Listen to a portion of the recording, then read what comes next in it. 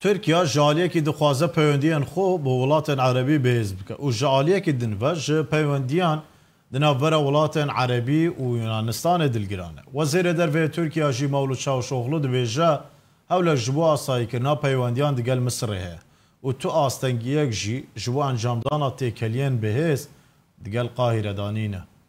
Arkadaşlar bizim şimdi yani Mısır'la Tirk ji aliyekê dixwazin peywendiyên xwe di gel çend welatên Ereban xweş bikin û ji aliyê dî jî ji nêzêkbûna di nêvbeyna Yunanistan, Misrê û Siûdiyê de nerehetin. Parlamentoya Ewropayê jî hebûna Tirkan ya li Rojava wekî dagîrker û derveyî yasayên navdewletî pênase kir. Ji Temmûza 2013 ve ji sedema kudeteya General Abdülfettah Sîsiyê ku niha serokên Misrê peywendiyên Tirkiye welatê Misrê têkçû bibûn. Lê niha Tirk hewl didin ku peywendiyên xwe di gel serweriya Misrê û serokên Misrê Abdülfettah Sîsî xweş bikin. Görevlendirdik.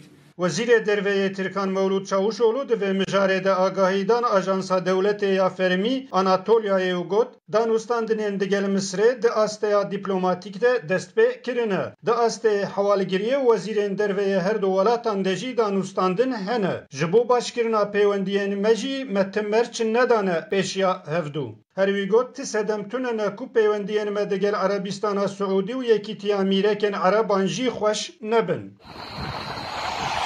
Ji aliyê dî cara pêşiyê ku manevrayeka leşkerî di navbeyna Yunanistan û Erebistana Siûdî de pêk tê. Bi beşdariya firokeyên F-15 yên Siûdî de manevraya leşkerî di dawiya vê hefteyê de di dûrgeha Girîtê di binkeyê leşkerî li Sûdayê pêk bê. Beriya niha jî manevrayên leşkerî yên deryayî di nêvbeyna Misrê, Yunanistan û mîrekên Ereban de jî pêk hatibûn. Suudi Arabistan'ın şu anda Yunanistan'la bir ortak tatbikata girmesi bile Serok Komarê Tirkan Erdoğan roja înê di derbarê manevraya leşkerî ya nêvbeyna Yunanistan û Erebistana Siûdî de dilgiraniya xwe anî ziman û got divê kes gelê Misrê û gelê Tirkiyeyê ji hev cuda neke. Divê gelê Misrê di gel gelê Yunanistanê cih negire. Em ti caran gelê Misrê û ya Yunanistanê wekhev nabînin. Bi vê manevraya Siûdî ya di gel Yunanistanê em xembar bûn. Em de vê mijarê di gel Siûdî jî qise bikin. Divê ev nebûya. Yunan halkıyla Mısır halkının özdeş olacağına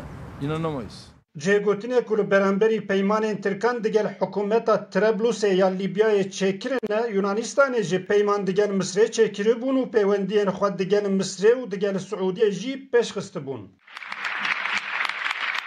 Ji aliyê Parlamentoya Ewropayê bi proje biryara ku bi mebesta şerê 10 salayê li Sûriyeyê amade kiriye, Hêzên Sûriya Demokratîk wekî hevpeyman û hebûna Tirkiyeyê ya li Rojava jî wekî dagîrker û derveyî yasayên navdewletî pênase kir û diyar kir ku Tirkiye rûşhilata nêvê li Sûriyeyê rûşhilata Deryaya Spî jî aştiyê dixe xeteriyê. Mehmet Sanrı, Kurdistan TV, İstanbul.